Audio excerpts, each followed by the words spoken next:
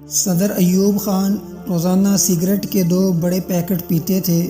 روز صبح ان کا Butler cigarette کے 2 پیکٹ ٹرے میں رکھ کر ان کے بیڈ روم میں آ جاتا تھا اور صدر ایوب سگریٹ سلگا کر اپنی صبح کا آغاز کرتے تھے۔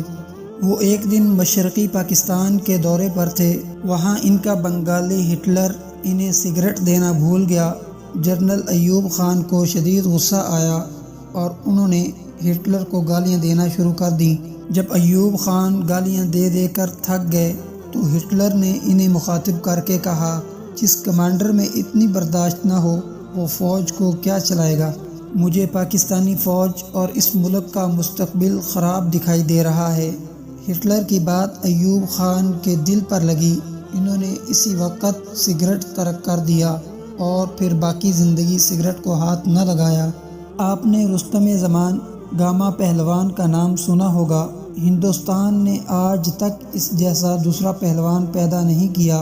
ایک بار ایک کمزور سے دکاندار نے گاما پہلوان کے سر میں وزن کرنے والا باٹ مار دیا۔ گامے کے سر سے خون کے فوارے پھوٹ پڑے۔ گامے نے سر پر مفرل لپیٹا اور چپ چاپ گھر لوٹ گیا۔ لوگوں نے کہا، پہلوان صاحب، آپ سے اتنی کمزوری کی توقع نہیں تھی۔ آپ دکاندار کو ایک تھپڑ مار دیتے تو اس کی جان نکل جاتی۔ گامے نے جواب دیا، مجھے میری طاقت نے پہلوان نہیں بنایا، میری برداشت نے پہلوان بنایا ہے، اور میں اس وقت تک رستم زماں رہوں گا جب تک میری قوت برداشت میرا ساتھ دے گی۔ قوت برداشت میں چین کے بانی چیئرمین ماؤ زے تنگ اپنے دور کے تمام لیڈر سے آگے تھے۔ وہ 75 سال کی عمر میں سردیوں کی رات میں دریائے شنگھائی میں سوئمنگ کرتے تھے اور اس وقت پانی کا درجہ حرارت -10 ہوتا تھا۔ ماؤ انگریزی زبان کے ماہر تھے، لیکن انہوں نے پوری زندگی انگریزی کا ایک لفظ نہیں بولا۔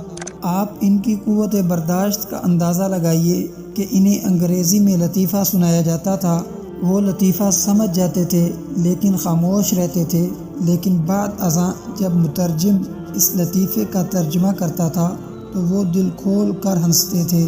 قوت برداشت کا ایک واقعہ ہندوستان کے پہلے مغل بادشاہ ظہیر الدین بابر بھی سنایا کرتے تھے۔ وہ کہتے تھے، انہوں نے زندگی میں صرف 2.5 کامیابیاں حاصل کی ہیں۔ ان کی پہلی کامیابی ایک اژدہے کے ساتھ لڑائی تھی۔ ایک جنگل میں 20 فٹ کے ایک اژدہے نے انہیں جکڑ لیا اور بابر کو اپنی جان بچانے کے لیے اس کے ساتھ 12 گھنٹے اکیلے لڑنا پڑا۔ ان کی دوسری کامیابی خارش تھی۔ انہیں ایک بار خارش کا مرض لاحق ہو گیا۔ خارش اس قدر شدید تھی کہ وہ جسم پر کوئی کپڑا نہیں پہن سکتے تھے۔ بابر کی اس بیماری کی خبر پھیلی تو ان کا دشمن شبانی خان ان کی عیادت کے لیے آ گیا۔ یہ بابر کے لیے ڈوب مرنے کا مقام تھا کہ وہ بیماری کی حالت میں اپنے دشمن کے سامنے جائے۔ بابر نے فوراً پورا شاہی لباس پہنا اور بن ٹھن کر شبانی خان کے سامنے بیٹھ گیا۔ وہ آدھا دن شبانی خان کے سامنے بیٹھے رہے۔ پورے جسم پر شدید خارش ہوئی لیکن بابر نے خارش نہیں کی۔ بابر ان دونوں واقعات کو اپنی 2 بڑی کامیابیاں قرار دیتا تھا اور آدھی دنیا کی فتح کو اپنی آدھی کامیابی کہتا تھا۔ دنیا میں لیڈرز ہوں، سیاستدان ہوں، حکمران ہوں، چیف ایگزیکٹو ہوں یا عام انسان ہو، ان کا اصل حسن ان کی قوت برداشت ہوتی ہے۔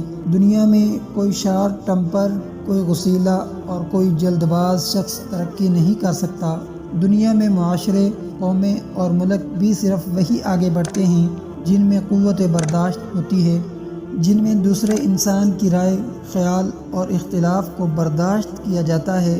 لیکن بدقسمتی سے ہمارے ملک، ہمارے معاشرے میں قوت برداشت میں کمی آتی جا رہی ہے۔